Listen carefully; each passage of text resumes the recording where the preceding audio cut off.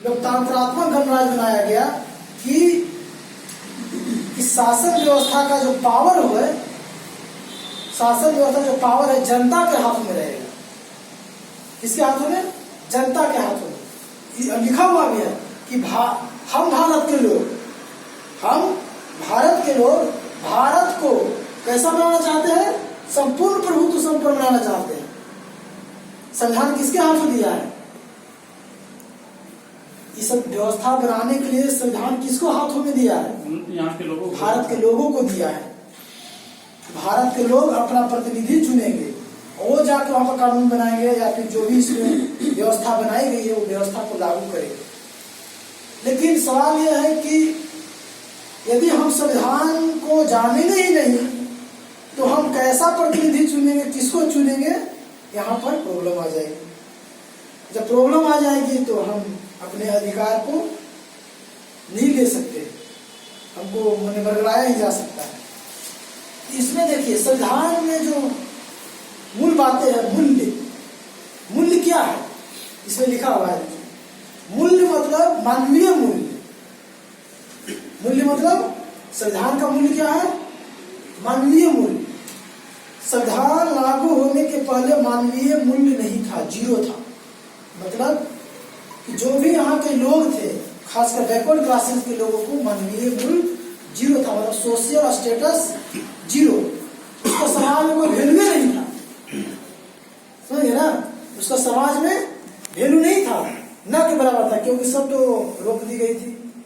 तो मालूम होगा कि शिक्षा से रोका गया था, संपत्ति रखने से रोका गया था, शस्त्र भी चलाने पर आपको नहीं अधिकार था। तो सब रोका गया, और रोकने के कारण क्या हुआ कि हम जब जानवर जैसा जिंदगी जीने लायक हो गए थे। आप देखेंगे इतना जितने लोग हैं, तो बुजुर्ग हैं, मतलब 50 साल से ऊपर आपका होगा।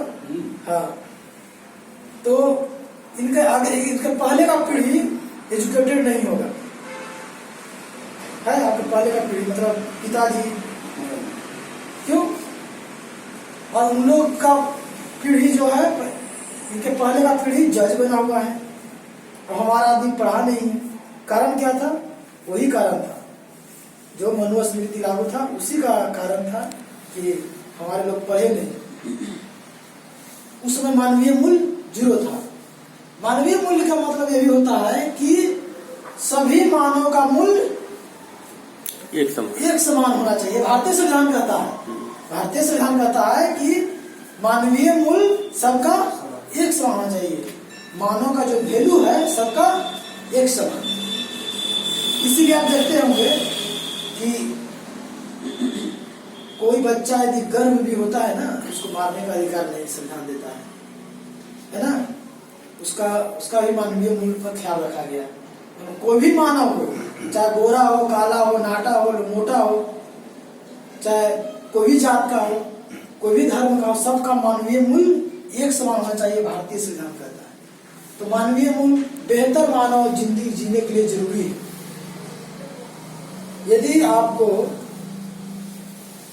ये महसूस किए होंगे कि जो अपर कास्ट, जिसको हम लोग तथाकथित बोलते हैं, अपर कास्ट तथाकथित उच्च जाति, मतलब बनाया गया वैसा है नहीं, नेचुरली वैसा होता नहीं है कोई उच्च भी, लेकिन बन गया है कि हम उच्च जाति। उन लोग हमारे लोगों को जो गांव एरिया में रहते हैं, लेकिन देखिए बिहार का औरंगाबाद जिला में थूक चटवाया गया था।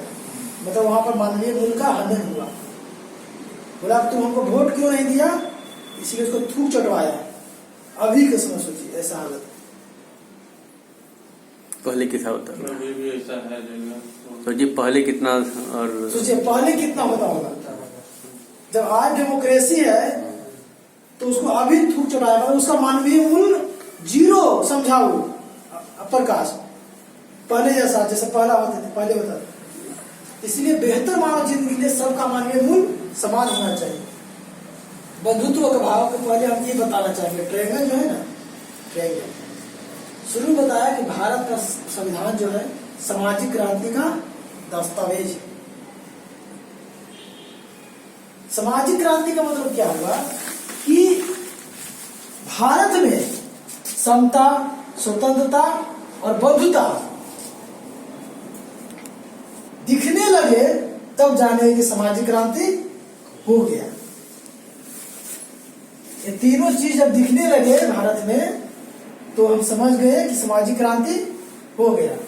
यदि नहीं दिखे तो अभी तक सामाजिक क्रांति नहीं हुआ है। तो समता, भारतीय संविधान बोलता है कि समता होनी चाहिए। तो क्या अभी माहौल, जो सामाजिक माहौल, उसमें समता दिखाई देता है? नहीं दिखाई देता है। भाई हम सर्विस में है तो अकड़ जाते हैं कि थोड़ा सा कम नहीं है, लेकिन वो वैल्यू देता नहीं है। सच्चाई बोलते हैं, वैल्यू नहीं देता। हाँ, आप हम कभी कभी मैंने भूल भी जाते हैं, हम लोग में मैंने एकदम शांत स्वभाव से बैठ जाते हैं उसके बीच में, तब उसका भाषा सुनते तब लगता है तो हमारे समाज को वैल्यू नहीं देता। हम लोग कहीं ना कहीं बोल देंगे। हाँ, जैसे हमको ये सेवा कैंटीन जो मेरा विभाग का है, वहाँ पर हम बैठे हुए चाय पीने के, एक ब्राह्मण आया तो आगे पूछा क्या नाम है, बोले रितेश कुमार। जो लिखते वही ना बोलेंगे, बोलेंगे रितेश कुमार। कहाँ घर है बबुआ? औरंगाबाद। है ना? फिर उसे नहीं समझ में आया, तो पिताजी क्या नाम होगा? जब बताए तो चेहरा फिर घुमा दिया। उसके पहले पूरा उसको लगा कि सजाती भाई है, समझे ना? तो पूरा अपना ब्राह्मणवाद वाला बात बोल रहा था। तो ऐसे होता है, जैसे ही जात जानता है वो मुकर जाता है या फिर बोलना बंद कर देता है। तो इसका मतलब समता स्थापित नहीं हुई है। स्वतंत्रता, जैसा अभी बोले कि थूक चटवाया किस लिए? कि वोट हमको नहीं दिया, हमको वोट नहीं दिया इसलिए वो चटाया थूक। क्या उसको वोट देने की स्वतंत्रता दिखाई दिया? नहीं दिखाई दिया। उसको स्वतंत्रता है ना, वोट देने का, कोई भी किसी को भी दे सकता है, लेकिन वो बोला कि हमको काहे नहीं दिया, इसीलिए थूक चढ़वाया। स्वतंत्रता भी नहीं है, भारतीय संविधान में है, लेकिन व्यवहारिक तौर पर नहीं है भी है।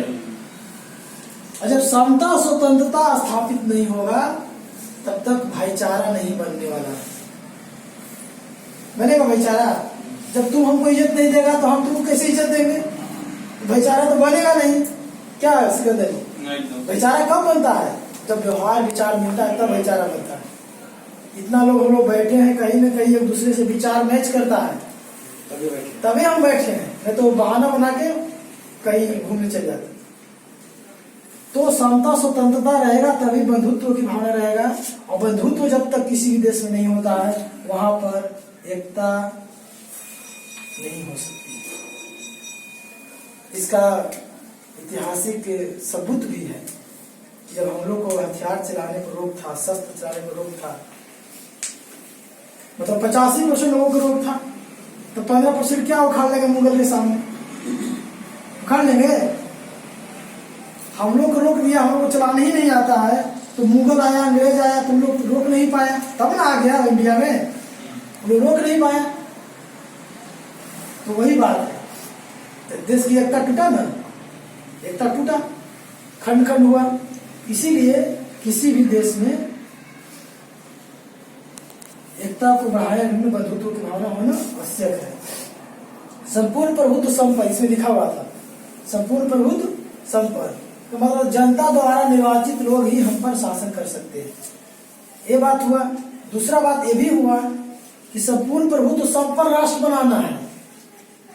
इसका मतलब ये भी हुआ कि हम जो भी कानून बनाएंगे भारत में, किसी दूसरे देश के दबाव में आकर नहीं बनाएंगे। इसका मतलब यह भी होता है हम खुद प्रभुत्व है, हम संपन्न है, हम उस लायक है कि हम अपना देश के नागरिकों की भावना के अनुरूप कानून बनाएंगे। अभी देखिए कृषि कानून, विद्यार्थियों के हाल चाल देखिए। विद्यार्थी कह रहा है कि हमको नौकरी दो, वो बोल रहा है कि हम निजीकरण करेंगे। तो क्या भारत के नागरिकों के भावना का अनुरूप काम हो रहा है? नहीं हो रहा है। उसी तरह जो किसान है वो बोलता है कि ये कानून गलत है, और सरकार बोलती है कि नहीं ये कानून सही है। हम लोग निकलिए। जिसको चाहिए फायदा वो बोल रहा है कि गलत है, जिसको कुछ नहीं चाहिए बोलता है सही है।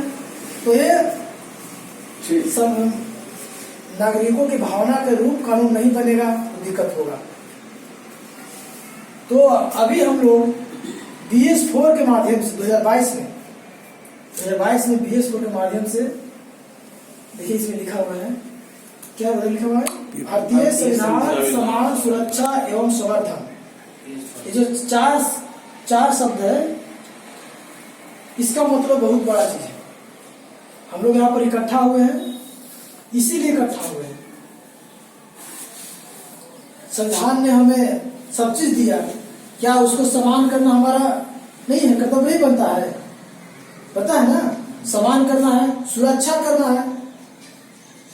सुरक्षा मतलब कोई यदि उसको डैमेज कर रहा है या उसके खिलाफ बोल रहा है तो हमको उसके पॉजिटिव बात कह के उसको सुरक्षा करना है।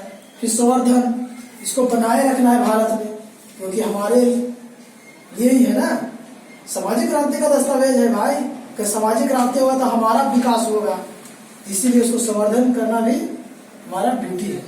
इसीलिए पीपल सोशल एक्शन, सामाजिक लोक कार्रवाई, यदि तीनों का यदि भारत में नहीं हो रहा है तो कौन एक्शन लेगा? समाज एक्शन लेगा, क्योंकि संविधान की बताने की जिम्मेदारी सरकार को होती है, लेकिन सरकार संविधान की कहीं भी चर्चा नहीं करवा रही है। इसीलिए हम लोग आगे आया है कि इसको संविधान को अपने लोगों के पास मूलभूत कम से कम जानकारी शुरू में हो जाए, फिर तो प्रशिक्षण क्लास होगा तो सब लोग जान जाएगा। तो सोशल एक्शन करना है। एक्शन कब, एक्शन में कौन आता है? जिसके पास ज्ञान होता है, नॉलेज होता है, वही ना एक्शन में आएगा। जिसके पास नॉलेज नहीं है वो एक्शन में आने वाला नहीं है, वो चुपचाप बैठा ही रहेगा।